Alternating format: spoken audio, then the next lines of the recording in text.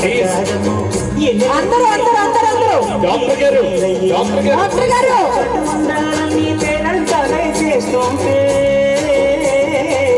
వెంకటేశ్వర గారు కమాన్ ఆగమంటే రేటేనమ్మా సోగాడు ఆగడాల పిల్లోడైనా నీ ఓడు ఆగమంటే రేగేనమ్మా సోగాడు ఆగడాల పిల్లోడైనా నీ ఓడు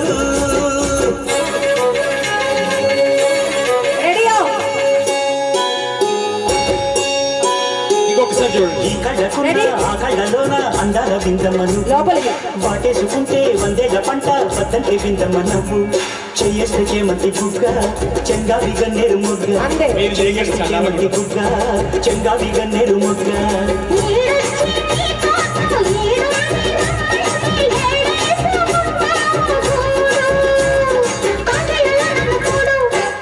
అదే ఫ్లోలో ఉన్నారు అదే వేరే సాంగ్ ఏమైనా పట్టప్పా లెహరాయి లాంటి లహరాయి లహరాయి గుండె వెచ్చనయే ఊహలెగిరాయి లహరాయి లహరాయి గోరు వెచ్చనైన ఊసులదిరాయి ఇన్ని నాళ్ళు ఎంత ఎంత వేచాయి కళ్ళలోనే దాగి ఉన్న అమ్మాయి సొంత మల్లె చేరుతుంటే ప్రాణమంత చెప్పలేని హాయి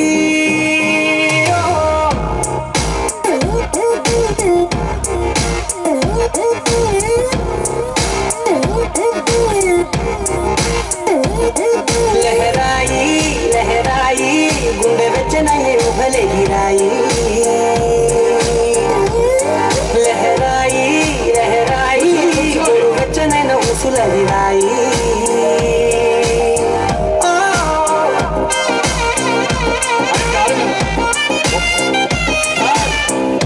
ఒక ఫోటో కోసం ప్లీజ్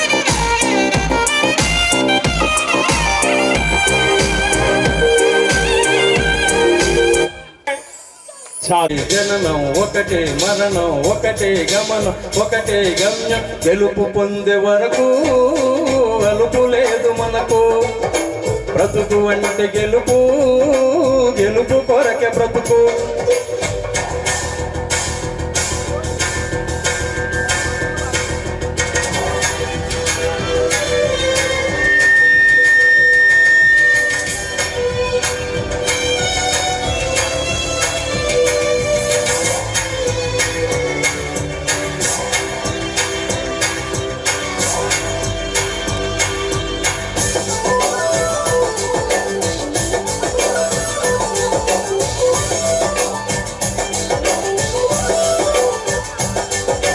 రాబోయే విజయాన్ని పిడికిలిలో చూడాలి చప్పట్లు గుండెలలో మోగాలి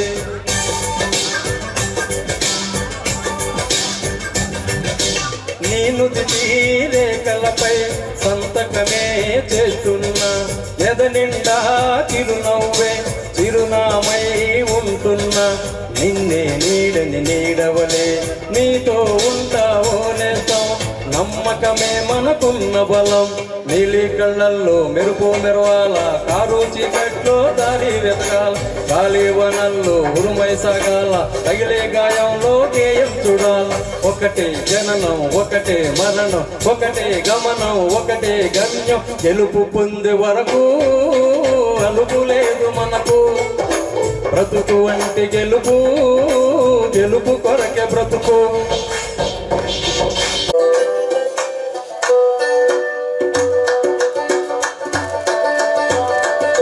నిదురుగా నిలుచుంటా వెన్నెలలో చెట్టువలే మీకోసం వేచుంటా పన్నీటి బొట్టువలే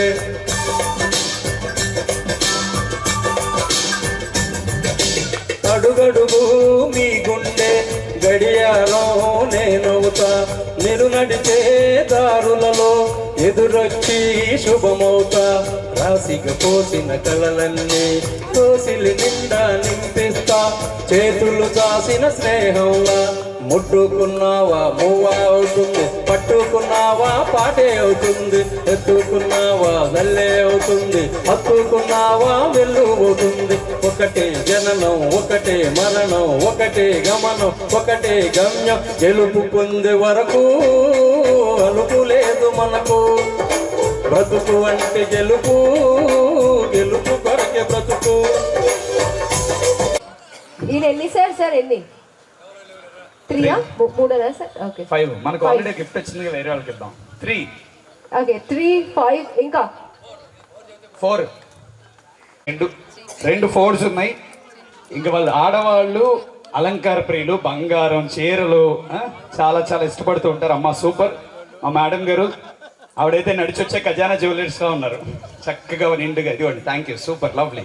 కంగ్రాచులేషన్స్. ఏమైనా సేవైనా సౌఖ్యమైన సౌలభ్యమైన మనం ఎవరికి ఎంత చేస్తే మనం అంతే తిరిగి పొందుతాం. మనం ఎక్కువ ఆశించడం అది కుదరదు.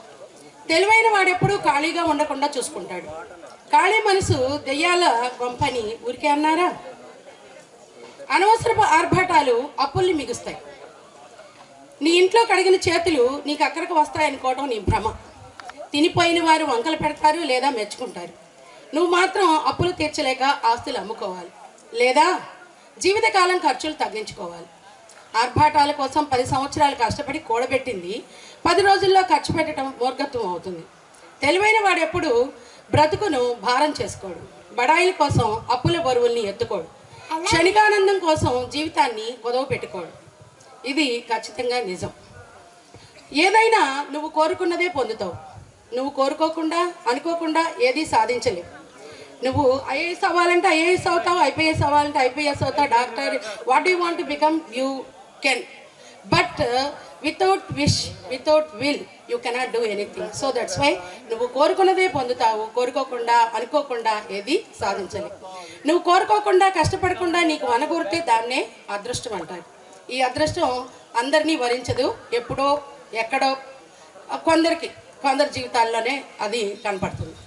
అదృష్టాన్ని నమ్ముకుని అలసత్వం వహిస్తే వచ్చేది రాకపోగా ఉన్నది పోగొట్టుకోవాల్సి వస్తుంది. నీది కాని దానికోసం ఎంత ప్రయత్నించినా నువ్వు పొందలేవు. నీదైనది వద్దన్నా నిన్ను వదిలిపోదు. పోయేదాన్ని పట్టుకోకు, వచ్చేదాన్ని వద్దనకు. ఇవి రెండూ నీ చేతుల్లో లేవు. ఒక్కరి దాహం తీర్చమని మరి నీకెందుకు చెప్పాలి? ప్రతిరోజు మేల్కాంచమని, తినమని, త్రాగమని, చదివి సాధించమని. కుండలో ఉన్న అన్నాన్నైనా తీసుకుని పళ్ళెంలో పెట్టుకుని చేతితో తినాల్సిందే. నీ నోటితో తింటేనే దాని రుచి తెలుస్తుంది. సుఖమైనా దుఃఖమైనా ఏదైనా నువ్వు అనుభవిస్తేనే అది నీదవుతుంది. నీ కష్టం నీ శరీరానికి బలం అవ్వాలి. ఇతరుల కష్టంతో తింటే అది బలుపు అవుతుంది. కొవ్వు కరిగించుకోవడానికి కష్టపడాల్సి వస్తుంది. రోజు మార్నింగ్ వాక్లు అవి చేయాల్సి వస్తుంది. గంగిగోవు పాలు గరిటెడైన చాలన్నట్లుగా మితాహారం నీకు తేజస్సునిస్తుంది. అమితంగా భుజిస్తే అలసత్వం వస్తుంది. సకాలంలో చేసిన పనులే ఫలితాలను ఇస్తాయి. కాలంగాని కాలంలో నువ్వు ఎన్ని నీళ్లు పోసినా చెట్టు కాయలను ఇస్తుందా? పూలు మొగ్గలు తొడిగి వికసిస్తాయా? అలాగే ఇప్పుడు నేను కూడా అంతే. ఎప్పుడో వయసులో చదువుకోలేదు, వయసు దాటిన తర్వాత చదువుకున్నాను. ఇప్పుడు ఏ ఉద్యోగం లేదు. ఇలా కవితలు చెప్పుకుంటూ బతకాల్సి వస్తుంది. Okay, thank you. బాధ్యతకు మారు పేరు అయినవు, కష్టమంతా కడుపులోనే దాసుకుంటావు. నీ కన్నీళ్ళు కంటి రెప్ప దాటనీయవు. మేము ఒక్క పూట పస్తులున్న చూడలేవయ్యా.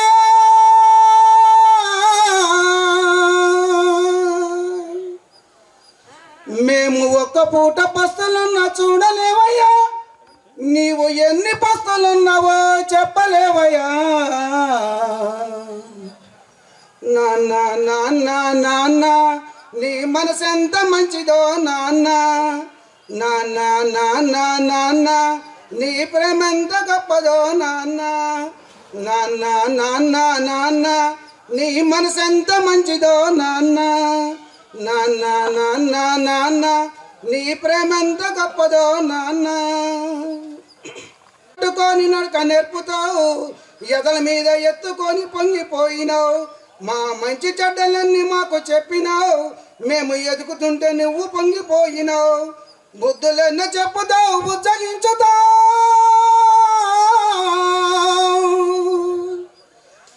బుద్ధులెన్నో చెప్పుతావు బుజ్జగించుతావు మా తప్పులన్నీ నవ్వుతోనే మన్నించుతావు నాన్న నాన్న నాన్న నీ మనసంత మంచిదో నాన్న నాన్న నాన్న నాన్న నీ ప్రేమంత గొప్పదో నాన్న ఆ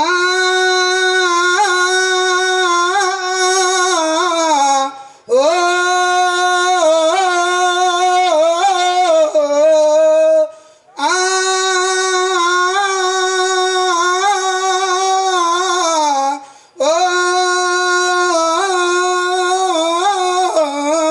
okay sir thank you very much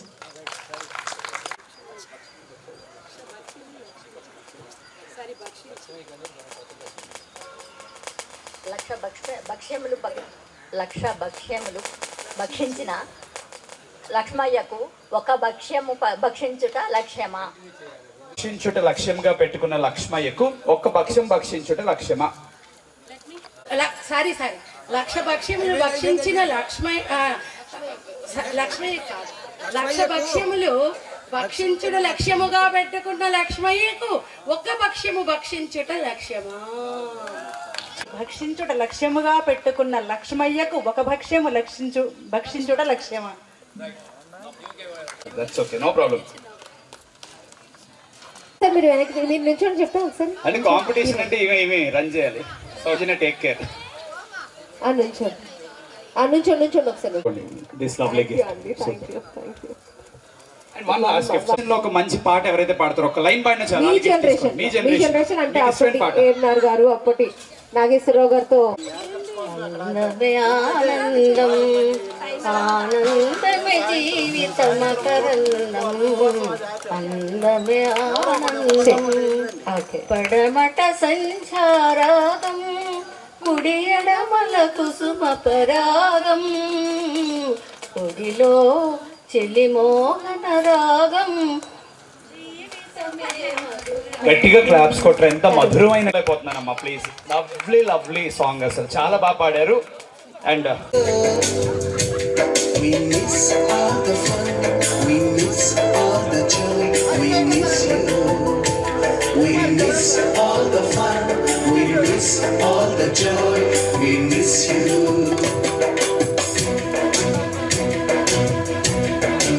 పోతున్నాము చిలిపితనపు చివరి మలుపులో. We miss all the fun, we miss all the joy, we miss you. We miss all the fun, we miss.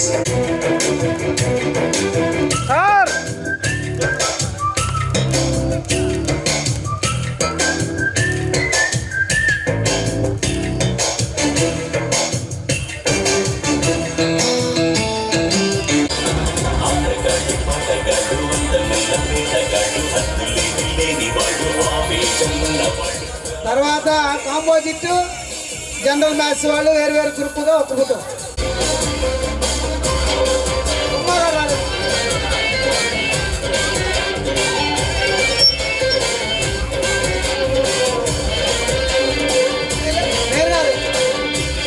Dance చేయాలి ఏమని సాంబ కుర్రాళ్ళు.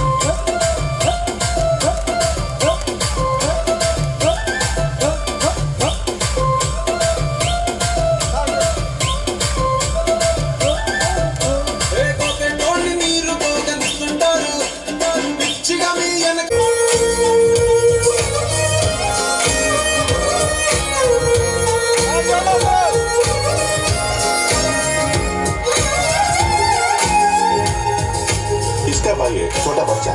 ना ना ना ना मैं खुश। मौजी, फिरोज नाम का बच्चा देखा? आप आगे जाके देखो। छोटा बच्चा देखा?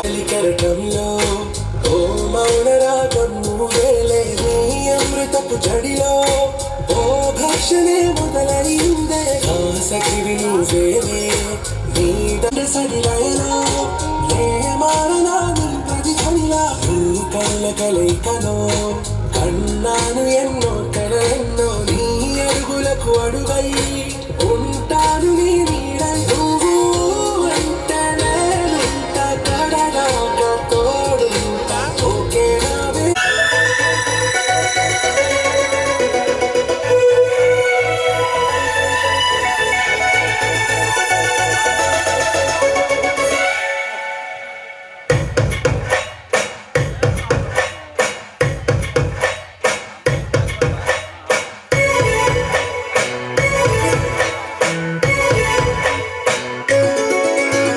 గువ్వా గోరింకతో ఆడిందిలే బొమ్మలాగా ఆహా నిండు నా గుండెలో మోగిందిలే వీణ పాట ఆడుకోవాలి గువ్వలాగా పాడుకుంటాను నీ జంట కోరికనై అరే గువ్వా గోరింకతో ఆడిందిలే బొమ్మలాగా నిండు నా గుండెలో మోగిందిలే వీణ పాట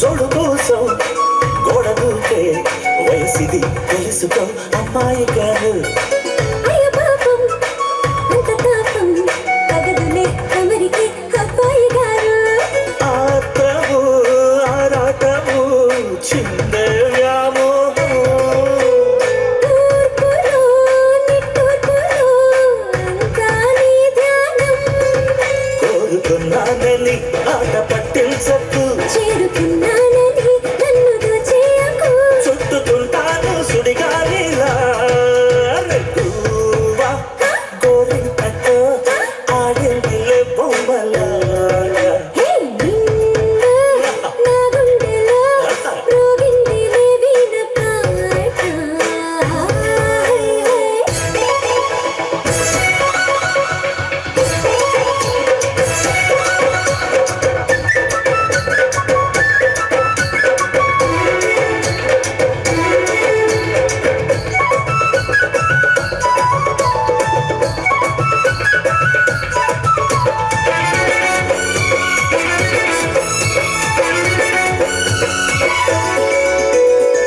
కొండనాగు తోడు చేరి నాగిని గుసలలో వచ్చే సంగీతం సందకాడ అందగత్తే పొంగులు ఉందిలే ఎంతో సంతోషం పువ్వులో మకరందము ఉందే నీ కోసం తీర్చుకో ఆదాహము వలపే జలపాతం కొంచెం ఆగాలిలే కోరిక తీరేందుకు దూరముంటానులే దగ్గరయ్యేందుకు దాచిపెడతాను నా సర్వము గువ్వా గోరింకతో ఆడిందిలే బొమ్మలాగా ఆహా నిండు నా గుండెలో మోగిందిలే వీణ పాట ఆడుకోవాలి గువ్వలాగా పాడుకుంటాను నీ జంట కోరికనై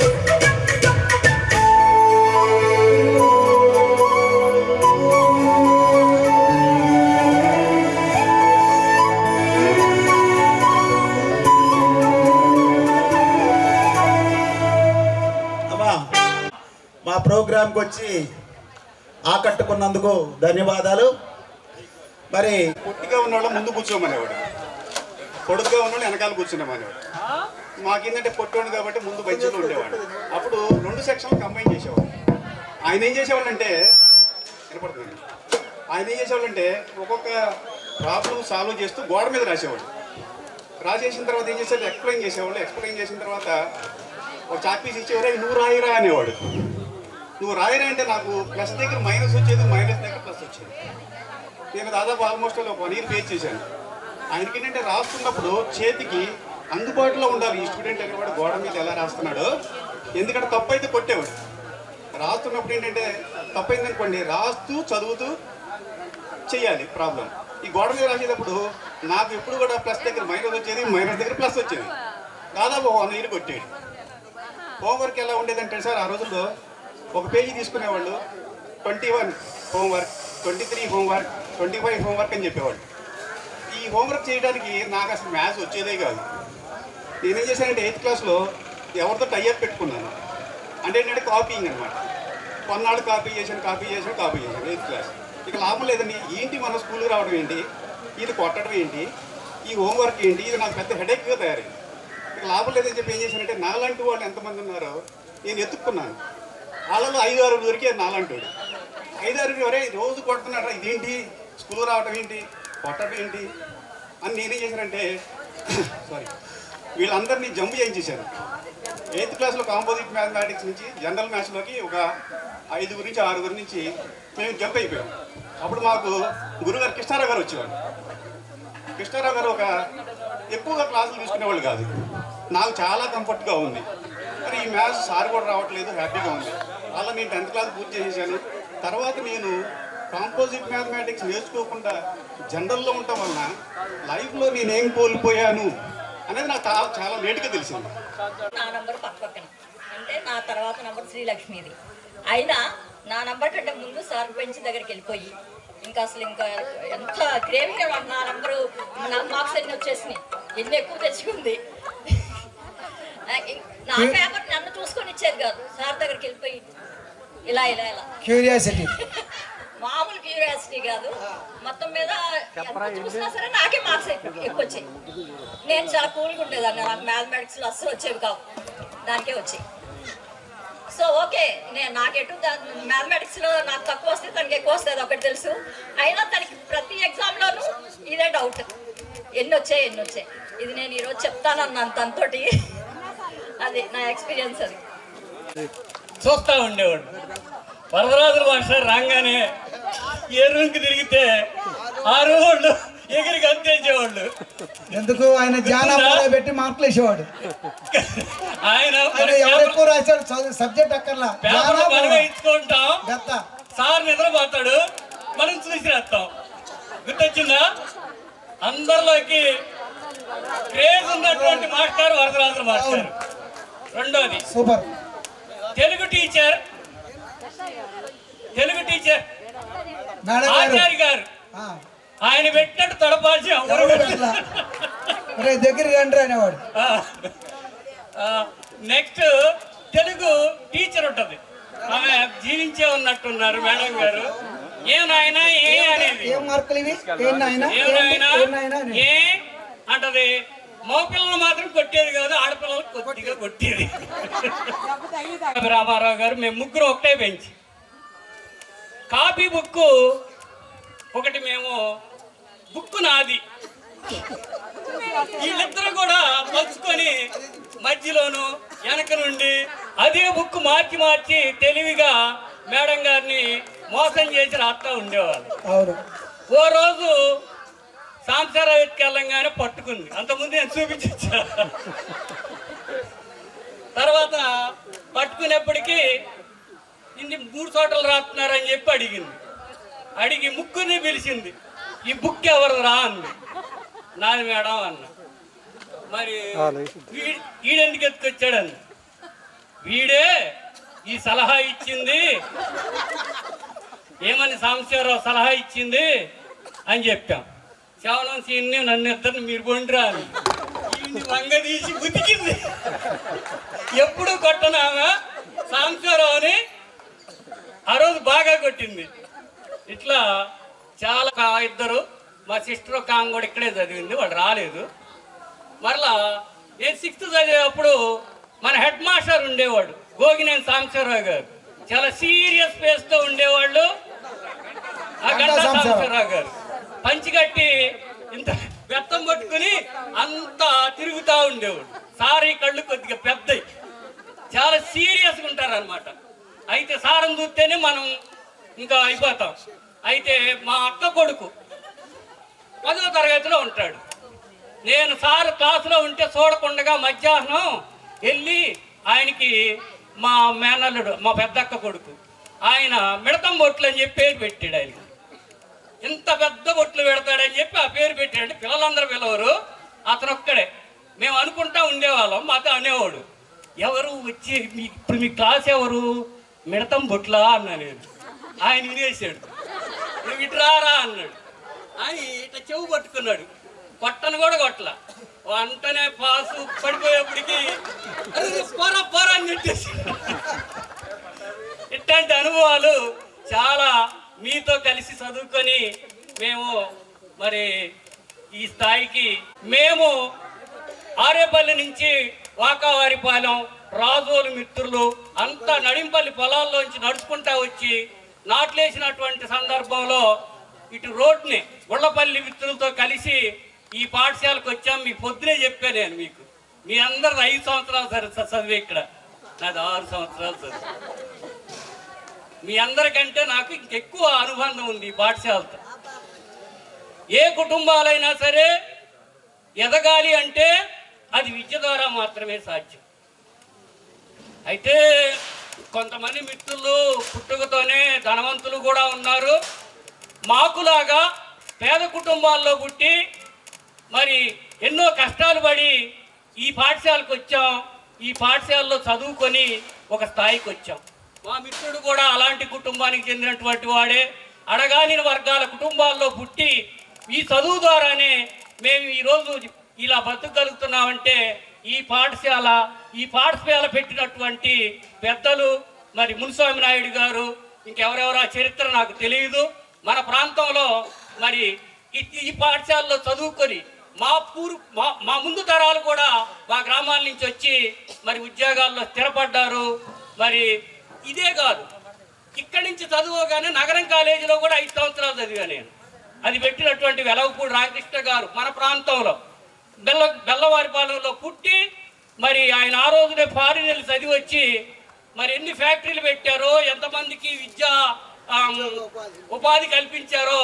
మరి పెద్దలు వాళ్ళంతా మరి సోషలిస్ట్ భావాలతో మరి కుటుంబాలు చదివితేనే బాగుపడతాయి అనేటటువంటి ఉద్దేశంతోనే వాళ్ళు ఈ ప్రగతిని సాధించడానికి మన ప్రాంతం అంతా కూడా మరి నిరక్షరాస్యతను పోగొట్టి అక్షరాస్యులుగా అలాగే ఉద్యోగులుగా మంచి వ్యక్తులుగా తయారవటానికి వాళ్ళందరినీ కూడా మనం జీవితాంతం గుర్తుపెట్టుకోవాల్సినటువంటి అవసరం కూడా ఉందని చెప్పేసి నేను ఇప్పటికి ఎక్కువ తీసుకున్నా. ఇంకా చాలా చెప్పాలని. సమాజంలో ఒక రకమైన చైతన్యం వచ్చింది, స్పందన వచ్చింది. మా గ్రామంలో ఎక్కడో నుంచి వచ్చినటువంటి విద్యార్థులందరూ కలిసి మా పాఠశాలకి రంగులతో తీర్చిదిద్దారు. మాకెంతో ఆనందం. కాబట్టి మేము కూడా రంగులు వేయిస్తామని అదనంగా అవతల పోర్టుకి దాదాపు ఒక 25-30 వేల రూపాయలు పెట్టి మరి ఈ లోకల్గా ఉన్నటువంటి సంఘంలో ఉన్నటువంటి వాళ్ళు స్పందించి చేశారు. అది కాకుండా మేము ఈ దోవ రావటానికి ఇబ్బంది పడుతుంటే ఇక్కడ దగ్గరలో ఉన్న పొన్నపల్లిలో కొత్తగా ఆశ్రమం ఒకటి కడుతున్నారు, ఆధ్యాత్మిక కేంద్రం ఒకటి కడుతున్నారు. వాళ్ళు స్పందించి ఇక్కడ ఒక లారీ ఇసుక తోలేశారు. కాబట్టి 4 ట్రక్కుల ఇసుక దాదాపు 2,500 రూపాయల ఇసుక తోలారు. అది ఉచితంగా తోలారు. కాబట్టి ఈ విషయాన్ని మనము సమాజంలో పని చేసుకుంటూ వెళ్తే, మంచి చేసుకుంటూ వెళ్తే మనకు తోడొచ్చే వాళ్ళు చాలా మంది ఉంటారని తెలియటానికి ఇది ఒక్కటే ఉదాహరణ. కాబట్టి చుట్టుపక్కల చూడరా చిన్నవాడా, చుక్కల్లో చూపు చిక్కుకున్నవాడా, కళ్ళ ముందు కటిక నిజం కానలేని గుడ్డి జపం, సాధించదు ఏ పరమార్థం బ్రతుకును కానీయకు వ్యర్థం, చుట్టుపక్కల చూడరా చిన్నవాడా, స్వర్గాలను అందుకొనాలని వడిగా గుడి మెట్లెక్కేవు, సాటి మనిషి వేదన చూస్తూ జాలి లేని శిలవైనావు. ఒక పావుగంట క్రితం ఒక పిల్లాడు పడిపోయాడండి ఇక్కడ, నేను మేడం గారు. వడిగా గుడి మెట్లెక్కేవు, సాటి మనిషి వేదన చూస్తూ జాలి లేని శిలవైనావు, కరుణను మరిపించేదా చదువు సంస్కారం అంటే, కరుణను మరిపించేదా చదువు సంస్కారం అంటే, గుండె బండగా మార్చేదా సాంప్రదాయం అంటే, చుట్టుపక్కల చూడరా చిన్నవాడా, చుక్కల్లో చూపు చిక్కుకున్నవాడా, నువ్వు తినే ప్రతి ఒక్క మెతుకు ఈ సంఘం పండించింది, గర్వించే ఈ నీ బ్రతుకు ఈ సమాజమే మలచింది, రుణం తీర్చు తరుణం వస్తే తప్పించుకుపోతున్నావా, తెప్ప తగలబెట్టేస్తావా ఏరు దాటగానే, రుణం తీర్చు తరుణం వస్తే తప్పించుకుపోతున్నావా, తెప్ప తగలబెట్టేస్తావా ఏరు దాటగానే, చుట్టుపక్కల చూడరా చిన్నవాడా, చుక్కల్లో చూపు చిక్కుకున్నవాడా. మరొకసారి మీ అందరికీ, not only my husband, he's my godfather. అంతకు మించి అండి, ఒక మాటను చూడండి, అంతకు మించి ఈరోజు తన పుణ్యం అంటూ నేను రాను, మీ ఫ్రెండ్స్ అందరూ మీరు ఎంజాయ్ చేస్తారు, నేనుంటే మీ ప్రైవసీకి ఇబ్బంది అవుతుందంటే కాదు కాదు నువ్వు రావాల్సి. నిన్న యోగానంద్ గారును మా కృష్ణమూర్తి గారు వాళ్ళిద్దరు కూడా వచ్చి అదేంటా నువ్వు వద్దంటావేంటి అమ్మాయిని అన్నారు. కాదండి మీది ఒక ఇది కదా, నేను డిస్టర్బెన్స్గా ఉంటానేమో అంటే కాదు కాదని వాళ్ళిద్దరు కూడా గట్టిగా చెప్పారు. మా వారు కూడా మా ఫ్రెండ్స్ అందరినీ నువ్వు చూద్దు కానీ మా బ్యాచ్ అది మా ఎప్పుడు మీ అందరి గురించి చెప్తుంటారండి, మీ గురించి నాకు కూడా కన్నుల పండుగగా ఉంది. చాలా నేను నా 10th బ్యాచ్ ఆనందం కంటే 10ంతలు ఎక్కువ ఆనందాన్ని ఈరోజు మీ అందరి పరంగా అనుభవించాను. Once again thank you to one and all. God bless మీ, గాడ్ బ్లెస్. నేను సి సెక్షన్లో రోల్ నెంబర్ 26గా ఉండేవాడిని. దారిద్ర్యాన్ని అంటే ఏంటో, దారిద్ర్యాన్ని అతి సమీపంగా బాగా చూసిన వాళ్ళల్లో మనందరిలో నేను ఒకడినే కాదు, నేనే మొదటి మట్టవాడేమో. ఎందుకంటే మేము 4 ఫ్యామిలీ మెంబర్స్, మా అమ్మ మా నాన్న, నేను ఇంట్లో పెద్దవాడిని. మా నాన్న మా అమ్మ నా కోసం పడ్డ కష్టం ఇందాక మా మిత్రుడు పట్టాపి చెప్పాడు. అందరికీ యూనిఫామ్ ఉంటే నాకు యూనిఫామ్ ఉండేది కాదు, ఎందుకంటే మాది పెద్ద సంసారం. ఉన్న బట్టలనే ఒక మాట చెప్పాలంటే, ఇప్పుడు ఆ స్థితిని గమనించుకుంటే, నేను అర్థం చేసుకుంటే కళ్ళం నీళ్లు గారుతాయి. ఎందుకంటే 10th క్లాస్ పబ్లిక్ ఎగ్జామ్స్ రాస్తున్నాం, అది ఆ గదిలోనే రాశాను నేను. 10th క్లాస్ 82 మార్చిలో ఆ గదిలో రాశాను.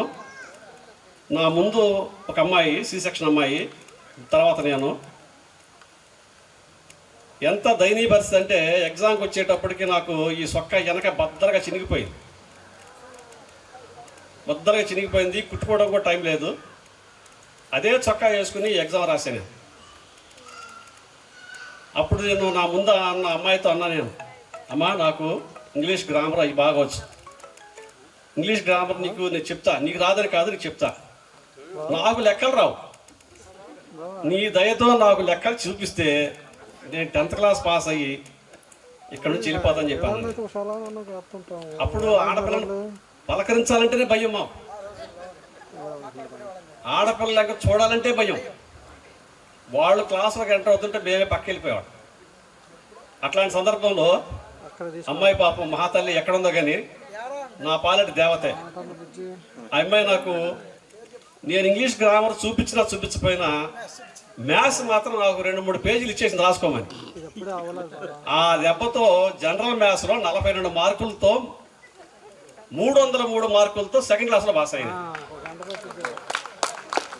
ఆ మహాతల్లి కానీ ఈ స్కూల్లో ఆ రోజు నేను ఆ అమ్మాయి లేకపోతే నాకు ఈ లైఫ్ లేదు. ఇంకో సంగతి చెప్తా, 8th క్లాస్ ఆ పక్కన ఉండేది, మాకు 8th 7th ఉండేది అక్కడ.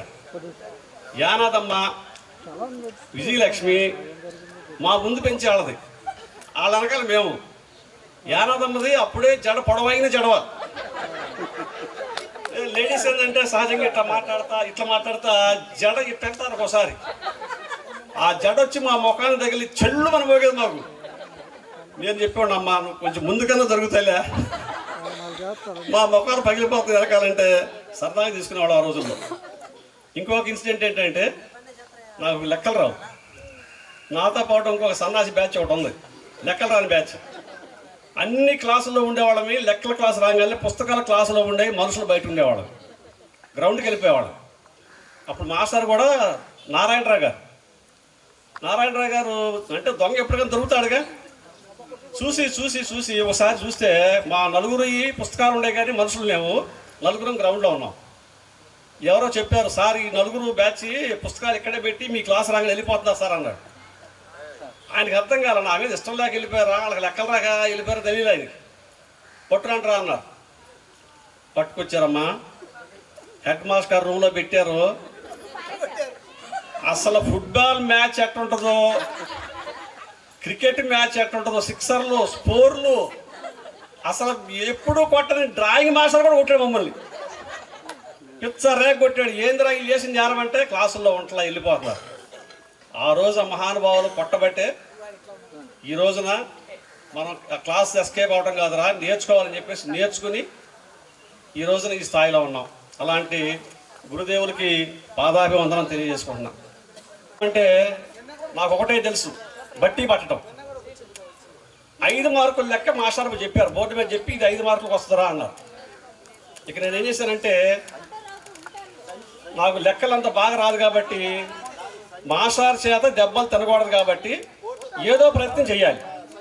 ఆ ప్రయత్నం చేశానంటే 5 మార్కుల లెక్కని బట్టి పట్టేశాను. ఇంగ్లీష్లో కానీ స్టోరీ ఎట్లా బట్టి పడతారో, సైన్స్లో ఒక ఎస్సే ఎలా బట్టి పడతారో, 5 మార్కుల లెక్కని బట్టి బిట్లు ఏం పూర్తి చేయలే, ఏ లెక్క చేయలే. ఆ ఒక్క లెక్క మాత్రం చేసి 5కి 5 మార్కులు తెచ్చుకున్నా మురళీ గారి దగ్గర. ఈ ఎట్టొచ్చిన 5 మార్కులు అదనంగా రాలేదు, తక్కువ రాలేదు అన్నారు. సార్ మీరు చెప్పిన లెక్కని బట్టి పట్టానండి, మీ చేత దెబ్బ తినకుండా ఉండటం కోసమని ఆ బట్టి పట్టిన లెక్కని యాస్టీస్గా ఇచ్చారు సార్ అంటే ఆయన పోరా అని చెప్పేసి అట్లా. అలాంటి మంచి మంచి అనుభవాలు మనం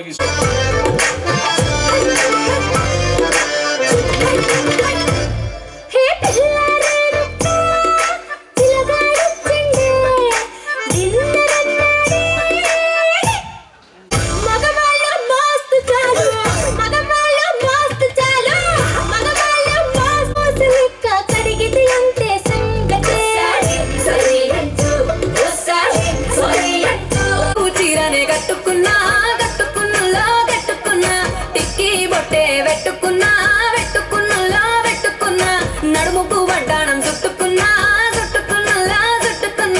దిష్టి సుక్కనే దిద్దుకున్నా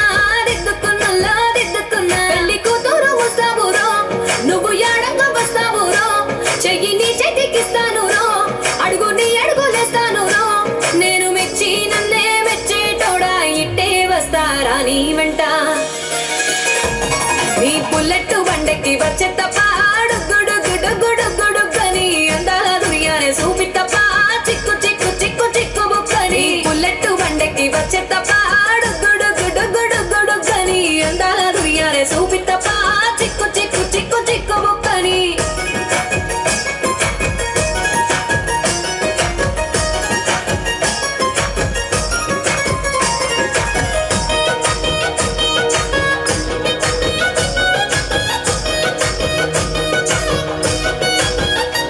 చెరువు కట్ట పొంటిచే మంతివనం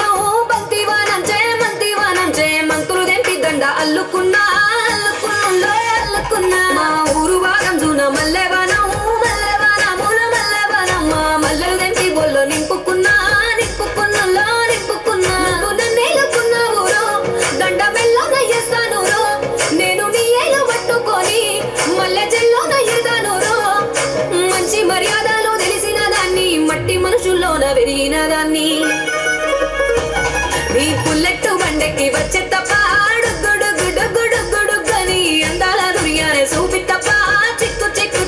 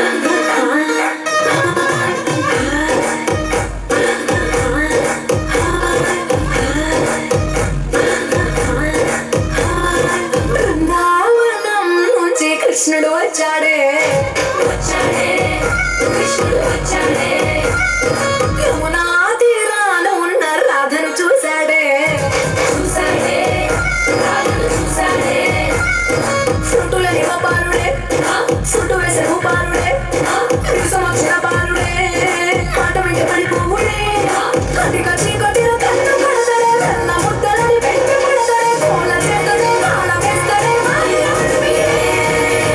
హై బృందావనం నుంచి కృష్ణుడు వచ్చాడే వచ్చాడే కృష్ణుడు వచ్చాడే యమునా తీరాన ఉన్న రాధను చూశాడే చూశాడే రాధను చూశాడే